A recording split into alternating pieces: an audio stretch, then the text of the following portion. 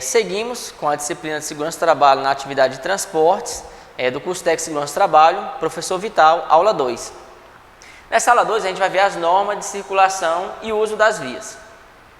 De acordo com a lição de Gomes, 2015, e Pazetti, 2015, existem restrições de uso das vias para as quais o condutor de veículo deve se atentar. Entre elas, destaca-se os veículos motorizados poderão trafegar nos passeios, calçadas, e somente para entrar e sair de edificações ou estacionamento. Ou seja, você para poder colocar seu carro em cima de uma calçada, só para entrar e sair da sua garagem, ou então um estacionamento, não para estacionar, ou então para embarque e desembarque. Você está cometendo uma infração de trânsito.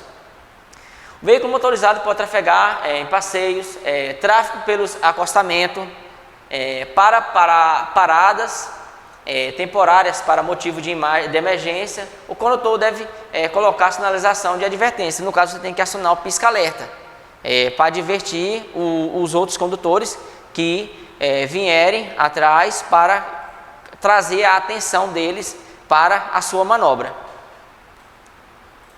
Para passageiros nas vias, há regras de priorização do tráfego, observando as que seguem. Entrada e saída de edificações, o estacionamento, o condutor deve parar para dar preferência a pedestres, ou seja, que nem eu citei na aula anterior, pedestres e ciclistas têm preferência. Subiu na faixa de pedestre, deu a mão, tem que ser parado e aguardar a passagem do mesmo. Veículos de emergência, ambulâncias da SAMU ou de hospitais regionais ou municipais, você tem que dar preferência para o mesmo. Veículos acompanhados de batedores, no caso, obra que venha com container, aerogerador, ou seja, você tem que dar prioridade a esses equipamentos, essas máquinas que tenham batedor. Os veículos que trafeguem sobre trilho têm prioridade também com relação aos veículos automotores, ou seja, passou numa via de trem e o trem está se aproximando, sinalizar, tem um sinal sonoro e também tem as placas e as barreiras que vão sinalizar a passagem desse equipamento. Preferências em cruzamentos. Em cruzamentos não sinalizados, existem 3 regras de preferências: rodovias, rotatórias e mão direita, ou seja, que nem sinalizado aqui na imagem. Quem está dentro aqui da rotatória tem a preferência. Quem vem à sua direita, da mesma forma. E se vir uma pessoa na BR e você vier numa PI, você tem que aguardar a pessoa da rodovia passar para depois você sinalizar e acompanhar o mesmo tráfego em que você vinha fazendo anteriormente. O Código de Trânsito Brasileiro estabelece diversas regras para os diferentes tipos de preferência do trânsito. Conheça agora algumas delas e saiba como dar preferência e prioridade na hora de dirigir. Ou seja, esses conceitos, esses ensinamentos e essas regras que tem no Código Brasileiro de Trânsito, cabe a gente assimilar e levarmos para o nosso dia a dia, treinamentos, palestras, para que os nossos colaboradores, os nossos motoristas que tenham dentro da sua obra, levem isso para a sua casa, seu dia a dia e multiplique esses ensinamentos, para que a gente tenha um trânsito mais seguro e sem violência. Preferências em cruzamento, veículos estacionados, temos que respeitar os mesmos, veículos de emergência, normas para ultrapassagem, ou seja, questão de velocidade, respeitar a placa, se é próximo a uma curva. Se você não tem certeza que vai dar certo aquela manobra, ou seja, recue, aguarde um espaço maior para a sua ultrapassagem. Responsabilidade no trânsito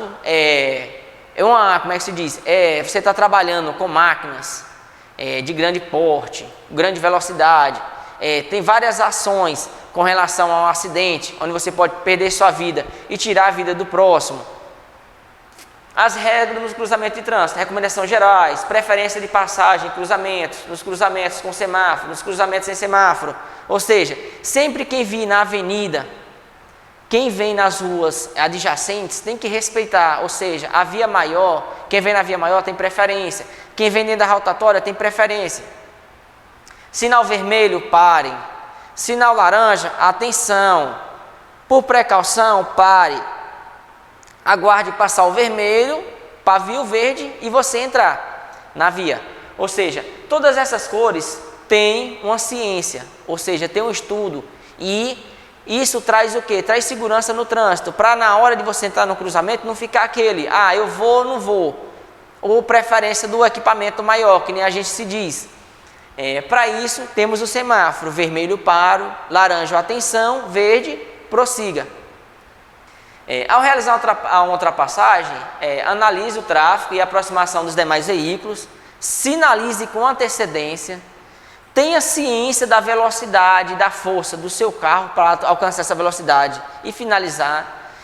Tenha noção e consciência que o mesmo veículo que vem na contramão vem numa velocidade constante e também tem uma potência exercida que vem ao seu favor.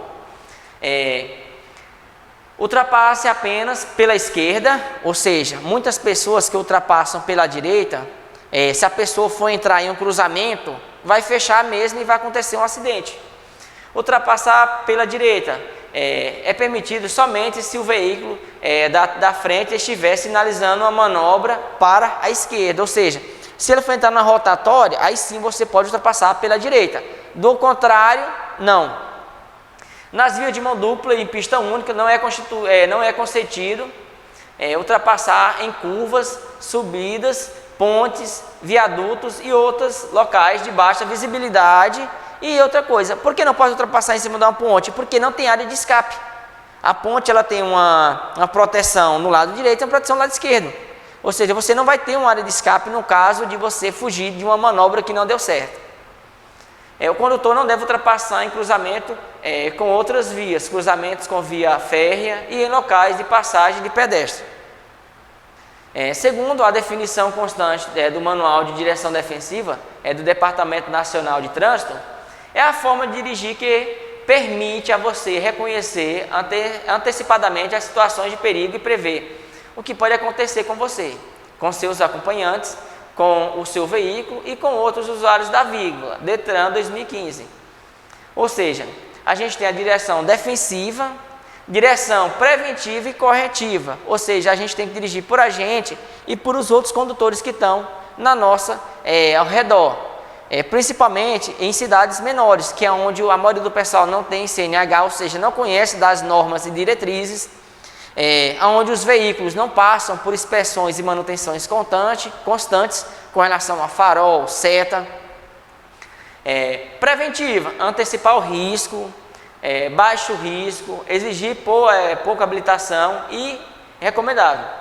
Corretiva, não antecipar o risco, alto risco, exigir muita habilidade e não recomendável. Ou seja, temos que ter esses métodos básicos para dirigir.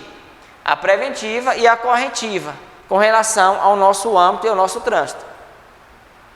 Acidente de trânsito, conforme a NBR e a ABNT 10.697 de 89, acidente de trânsito é todo evento não premeditado que resulte dano em veículo ou em sua carga e ou lesões em pessoas ou animais, em que pelo menos uma das partes está em movimento nas vias terrestres ou em áreas abertas ao público.